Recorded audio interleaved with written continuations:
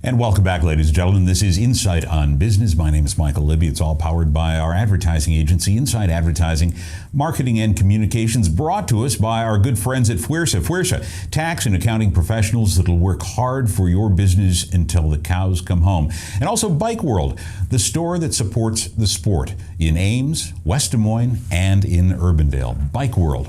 By the way, Bike World, have you caught on Iowa Public Television Bike People? Forrest, and it's a great show. If you're into bicycling and you like Iowa, check it out. It is on Iowa Public Television. It's called Bike People from Bike World. With us on the telephone from Houston is our guest, Karen McCullough. Karen is a former retail magnate who threw away the clothes to be, that sounds awfully inviting, who threw away the clothes to become a nationally recognized speaker and author. Tell us a little bit about this book program, Karen. Okay. When I first started speaking, I decided my very first program would be called The 7 Women, and it was a runway show, and it was about fashion, because that was really how I started, speaking on fashion. And so I did a runway show, very funny, comical, but teaching women how to dress these 7 different personalities inside of you. So I came up with 7 women and how to dress them. Well, it was fine, but fashion shows, and that's not really speaking, and I looked at financially, is this going to take me where I want to go? And I realized that there was really very little growth in speaking on clothing, right? Mm-hmm. So my daughter she had just graduated from from Notre Dame. Yay. Graduated from Notre Dame, and she was out there working, and she said, why don't we work on this book together? She told me I should write a book, and we'll take your 7 women concept, but let's talk about the strengths that women have, and let's help women kind of navigate through the work world and their play world, and we'll teach them how to dress, but we'll also really tap into their talents and their skills. And so it became really a mother-daughter project. What I found halfway through my writing was she was better at it. She was wittier, and she really had a broader audience because she's a Gen X, Gen Y, kind of on the cusp. So I let her write the book. I wrote the first chapter, and then she wrote the rest of it. And we wrote it, and we published it in 2010, and I just got asked. I'm speaking at the Women in Energy Conference in Pittsburgh on the 7 women. So I do about 30% of my business is to women's conferences with this book, and it's amazing. It still has legs, so we're going to revise it this year. Well, yeah, and it's like you too, Karen. I mean, it's fun. It's a lot of fun. It's a fun read. What I did was I took all the things I speak on, and they became a woman. So one of the women is on trends, and staying young, and it's really all about the generations of staying young. And one woman is on tooting your horn, and it's all about branding. So I really got to incorporate what I love, what I speak on, into these women. Sure. Now, one of the things that really caught us, and because we utilize a lot of video and people are watching this, and it is live while we do this, not only because we shoot and produce and direct and write video pieces, but we see so many customers or so many clients or potential clients or businesses attempting to use video, and they do a pretty lousy job. Nothing is more boring than watching somebody for 4 or 5 minutes talk about how wonderful their story is. And you have caught on with something that we thought was absolutely dynamic. You use a lot of edits, a lot of things are going on here. And I want to show the video that we were talking about now. We also blogged about it last week. For businesses who are attempting to take a look at how they should present themselves, and if this brand fits your brand, what a great way to connect with customers and or clients. So Ryan, if we could go ahead and push up the video from Karen. I think you'll enjoy this, kids.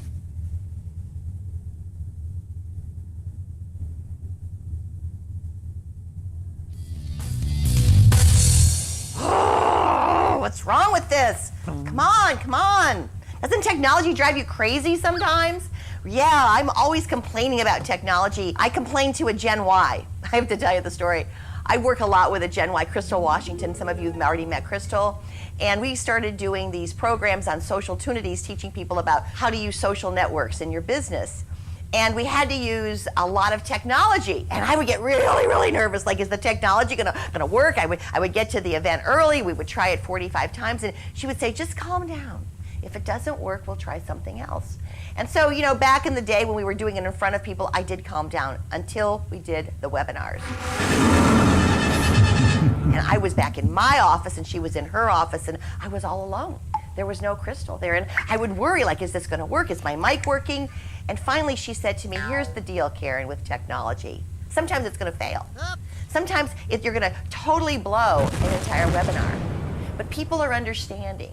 We know that we're trying new things and some work and sometimes they just don't. No. And sometimes you just have to reboot. And just hearing that from her, hearing from a Gen Y, that sometimes technology doesn't work, relaxed me. It made me excited to try new things, right? Yeah. And to be open to a little bit of failure. Because here's the deal. If you don't fail, you don't learn. And if you don't fail, you're not trying. So a little failure at times means you're trying harder, you're trying new things, and you're going to use more technology. Thanks, everybody. I'm Karen McCullough. Text me. Nicely played, Karen.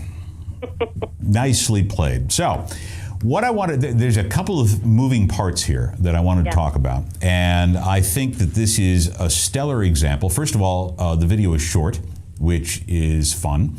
It'll retain some interest. Besides, you've got lots of moving parts.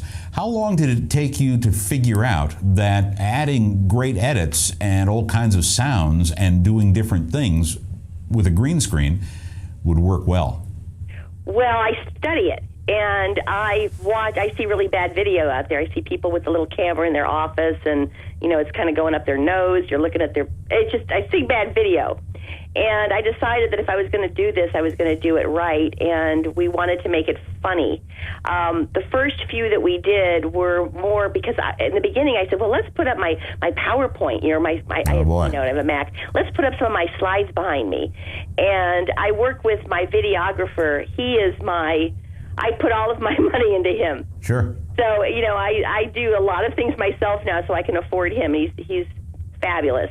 And he's also from the East Coast. He's a little funny, he's funky, and he's younger than I am. So there's a whole thing going on there where when I said make it funnier, he really went creative and he started adding sounds. At one point I remember saying, there was one video where I said, to be happy when you walk into a room, say hello. And I think that he played hello, that music from, I can't think of the guy's name. And I got so many laughs from that little hello that he put in there that I realized that sounds, door slamming, creaks, make it funnier. And we just want to get your attention. I'm learning to put emotion into it. I was mad in that one. I try to make a connection with an emotion.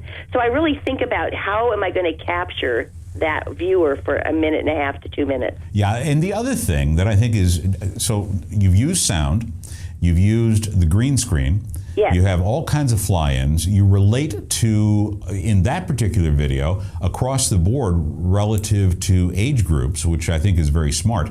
And then I think you did something else that was on purpose. You incorporated a lesson at the end. And that lesson was about failure. If you're not failing, it means that you're not trying, which comes right out of your speeches. Yes, I do that. They're called Lessons from the Road. I won't tell you the companies, but I have 3 companies right now that use my Lessons from the Road to open their staff meetings. Really? People want to laugh, and there's a little lesson there too.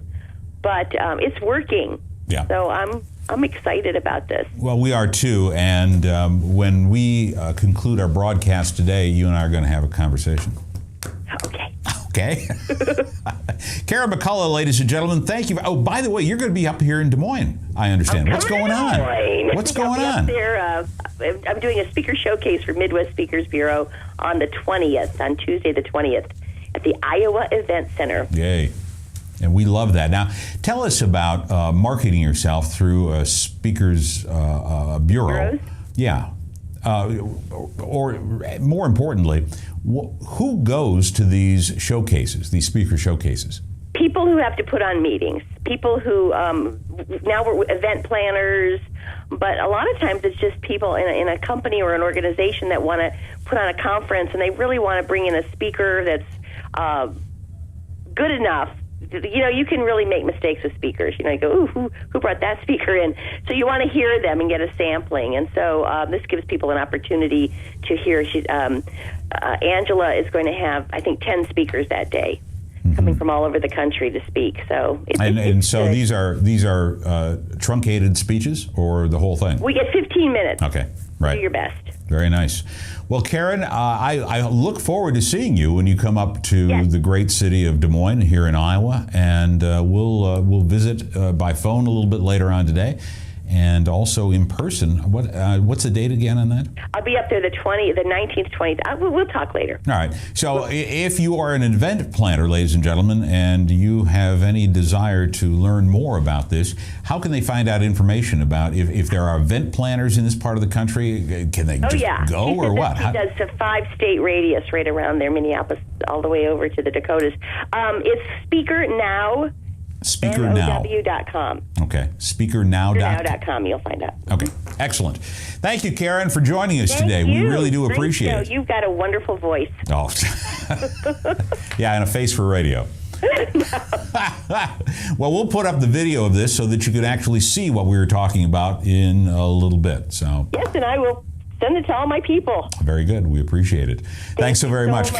Karen McCullough, ladies and gentlemen. Karen McCullough is from Houston, Texas. She is an accomplished speaker who brought herself from retail to speaking to Fortune 500 companies, and has got the edge when it comes to creating great video to promote herself. Something that you should take away from this is, how can you upgrade your video presentations by doing it professionally?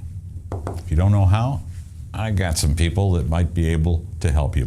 This is Insight on Business, the News Hour. When we come back, we're going to be talking about underfunded branding. Iowa Methodist Health Centers came out with a new name, but do they have enough money to change their signs? We'll talk about that. Also, the most sexist television commercials we've seen, old and new. Those stories and more when we come back. This is Insight on Business, the News Hour. Back right after this.